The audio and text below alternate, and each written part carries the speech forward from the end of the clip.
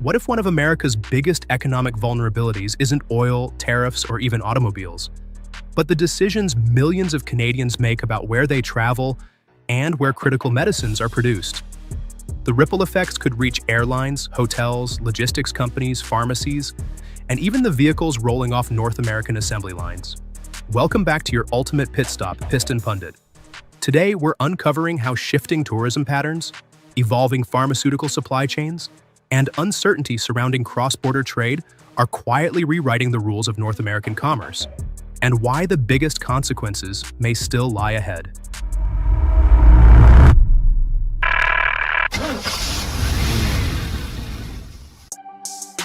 Number 5. Global tourism battle. Billions in spending up for grabs. Competition for tourists has become as intense as competition for manufacturing plants. Nations are pouring money into airports, cruise terminals, highways, rail links, and hospitality projects to capture billions in visitor spending and long-term investment. Travelers now weigh exchange rates, airfare prices, convenience, and consumer confidence alongside attractions when choosing destinations.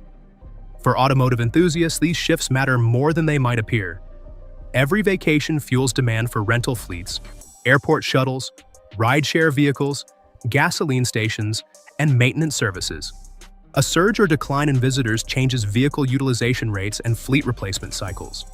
Manufacturers and suppliers also monitor tourism because stronger travel markets can boost demand for commercial vans, buses, and support vehicles. The lesson is simple. Economic competitiveness today depends not only on factories but also on attracting people, capital, and mobility-driven activity. But macroeconomic trends only tell part of the story. To understand the real impact, we have to look at how traveler behavior itself is changing. And nowhere is that more evident than in Canada. Number 4. Canada's travel shift. Why U.S. businesses are watching closely. Canadian travel patterns remain under close scrutiny because Canadians have historically been among the largest international contributors to the U.S. tourism economy. Their spending supports hotels, retailers, restaurants, entertainment venues, and transportation businesses across numerous states.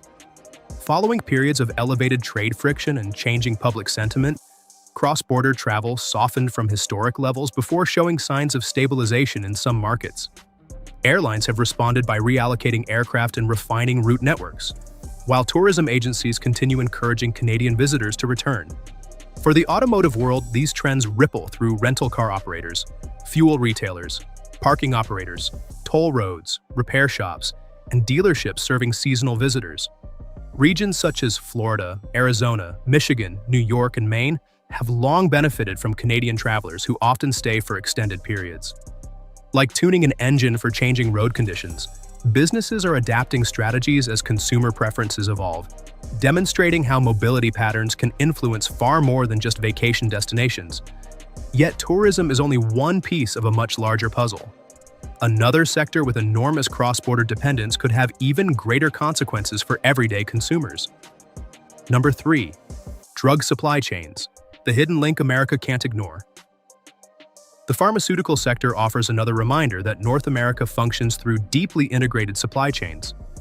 Canadian facilities help manufacture or process medications used by U.S. hospitals, pharmacies, and healthcare providers, supporting treatments for cardiovascular disease, infectious illnesses, mental health conditions, and many other needs.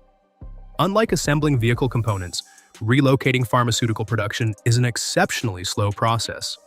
New plants require years of regulatory review, equipment calibration, workforce training, and quality validation before medicines can safely reach patients.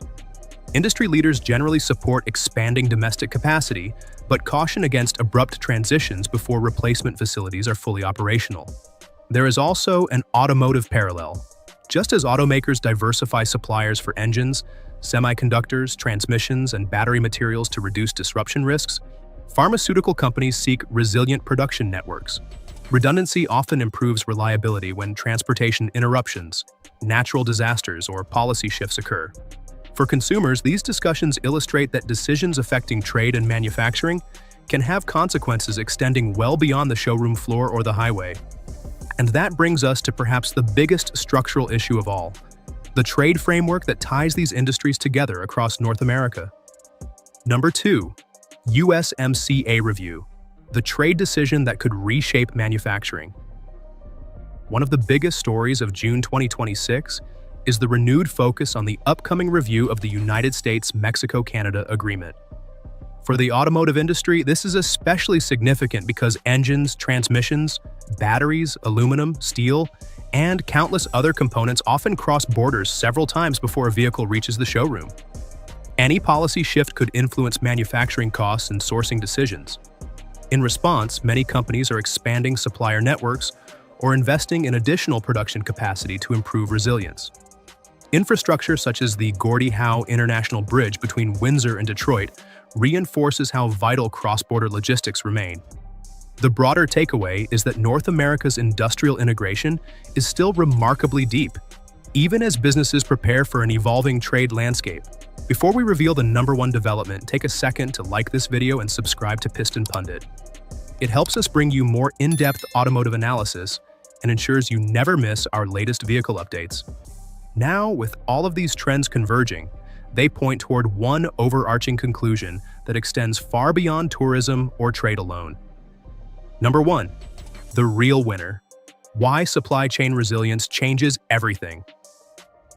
Tourism and pharmaceuticals may seem unrelated, but they share the same lesson. Resilient supply chains are becoming a competitive advantage. The automotive sector proves this perfectly.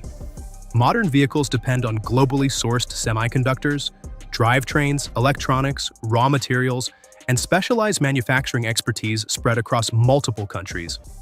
To reduce risk, automakers are diversifying suppliers, expanding production footprints, and building greater flexibility into their operations. Governments are encouraging domestic investment while preserving valuable international partnerships that keep industries moving. For consumers, these changes may gradually affect vehicle prices, parts availability, and future investment rather than creating one dramatic headline. The defining story isn't disruption alone. It's how businesses and policymakers are adapting to strengthen North America's economic foundations for the years ahead. So, when you step back and look at the entire picture, one theme stands above the rest. Final verdict: the quiet transformation reshaping North America. When you connect the dots between tourism, pharmaceuticals, trade policy, and manufacturing, a much larger story comes into focus. Resilience is becoming one of North America's most valuable assets. Companies are no longer focused solely on cutting costs, they're also investing in diversified suppliers, flexible logistics, and backup production capacity to better withstand future disruptions. The automotive industry perfectly illustrates this shift as modern vehicles rely on engines, transmissions, semiconductors, batteries, aluminum, and thousands of components sourced through complex international networks.